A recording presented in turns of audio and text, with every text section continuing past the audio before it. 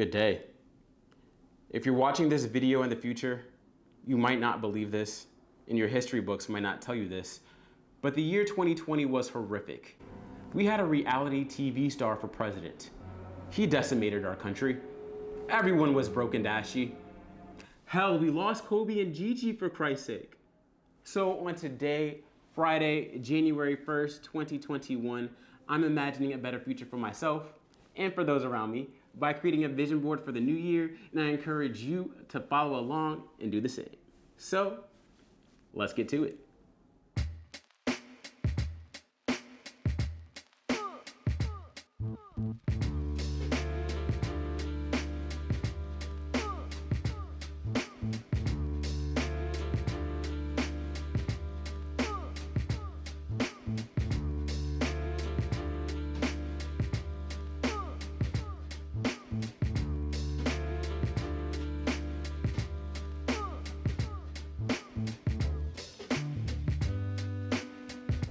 What up world, Julian here, and welcome back to Told by Thomas, the YouTube channel where I tell you how I live my bachelor life here in New York City, Brooklyn, New York to be exact.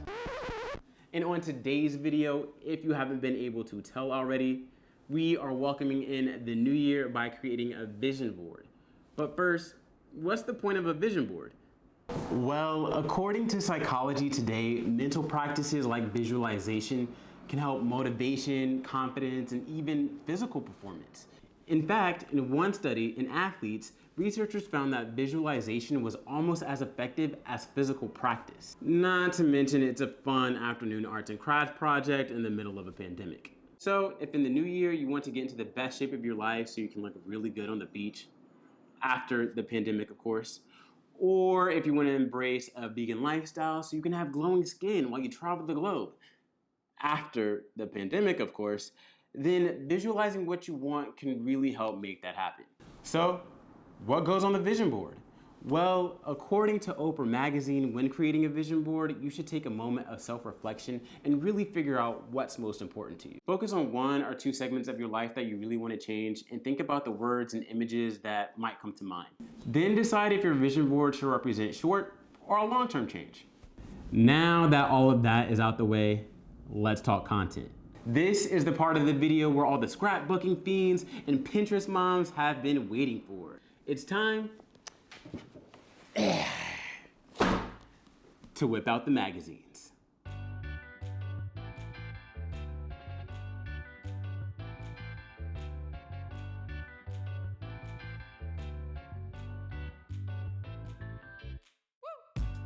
Depending on who you ask, the first step in actually creating the vision board can be the most daunting or the most fun. Fortunately, I'm media obsessed, so I didn't mind spending an hour and a half flipping through magazines and cutting out my favorite graphics and images that spoke most to me and my goals for 2021. I'm going to be honest with you guys and say that this is my first time doing any sort of collaging, so I'm not an expert by any means. And I know the real collaging pros out there are gonna roast me for this, but the magazines aren't hitting like they used to. So I printed out some of my favorite images that I collected on Pinterest and Instagram over the years on computer paper. Now I know I should have at least printed them on photo paper, but ain't nobody got time for that. Besides, I have a little trick up my sleeve that will at least make the images printed on computer paper look a little more pleasing to the eye. Once all the clippings were clipped, I cleaned up the space a bit and organized the photos by category and how I was imagining laying them out on the board. Then I made room to really throw down. If you've been following this channel for a while now, then you may remember I installed a sliding barn door a while back to keep my dog out of my bedroom. Soon after, I found this old beat-up frame on the street and it fits perfectly behind the door. So I'm going to use this frame to frame my vision board. To start, I drew an outline of the inside of the frame so I knew how much project board I needed to cover the space. Then I simply hung the project board to match the height and width of the picture frame. Once everything was level, I simply cut out the excess project board to ensure a sexy, smooth finish. Now it's time to attach the content. To start, I attached a couple images that I knew from the jump that I wanted at the center of the board. Consider this the anchor of everything on the board, and I'm going to lay out the rest of the content around the anchor. As a bona fide bachelor, y'all already know I have commitment issues, so I temporarily attached the content on the board using tape just to see if I would like how everything looked before I put a ring on it, and by ring, I really mean glue. Once I was comfortable with how everything was looking, I knew that I wanted to make some of the content stand out a bit and give the board some depth. So when I was at the craft store shopping for materials for this project, I came across some funky looking project paper that had a really dope texture to it. Remember those Instagram and Pinterest pictures I printed on computer paper? Well, when I glue them to this textured project paper, it makes the computer paper much more sturdy and less transparent, so it doesn't look like some half-assed art school project that you threw together the night before it was due because you've been raging for the past 2 weeks. That's an assumption, not from experience. I started to glue the content down to the project board using Elmer's glue, glue stick, hot glue gun. Hell, I was even about to use glue for hair tracks. Fortunately, I have plenty of friends that want better for me, so a friend let me borrow her Yes paste, which is a super thick adhesive. I 10/10 recommend this paste for any collaging or scrapbooking project. Then I continued to make my way rearranging, cutting, and gluing down the board. One of my goals for 2021 is to celebrate my wins more and remember how hard I wanted and worked for everything that I have now when I was younger. So I added some throwback Polaroids of baby Jules to the board. Because the Polaroids mean a lot to me and they're a little more delicate, rather than slapping some glue on it and sticking them to the board, I hung them using paper clamps that you would steal from your office and then nailed those clamps to the board itself. Lastly, I smoothed out the content to ensure that there were no air bubbles using a rubber roller.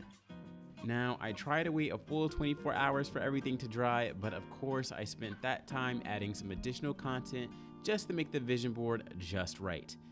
And here's the final result.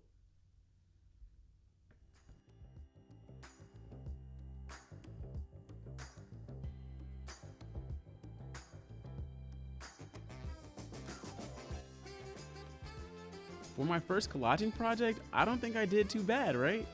I like how cryptic the entire board is. To the blind eye, it looks like random stuff just thrown on there all willy-nilly, but I know the meaning behind everything, and that's what's most important. From focusing on creating more content for YouTube to growing my freelance business and hell, maybe even getting into a relationship, I have some pretty ambitious goals for 2021, and hopefully this vision board helps motivate me to work towards those goals along the way. I tried to avoid adding celebrities and big-time influencers on my board and opted to add my friends that inspire me instead. If 2020 showed us anything, it's that we can't rely on celebrities or hell, even our government, so adjust accordingly.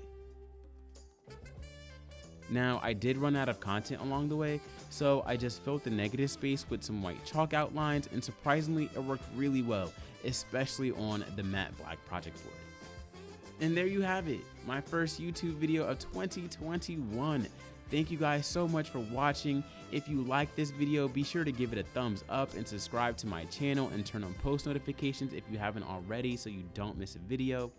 Feel free to follow me on Instagram @ToldByThomas. Make sure you tell your mama, your daddy, and your country ass cousins about me. And last but not least, be nice to each other.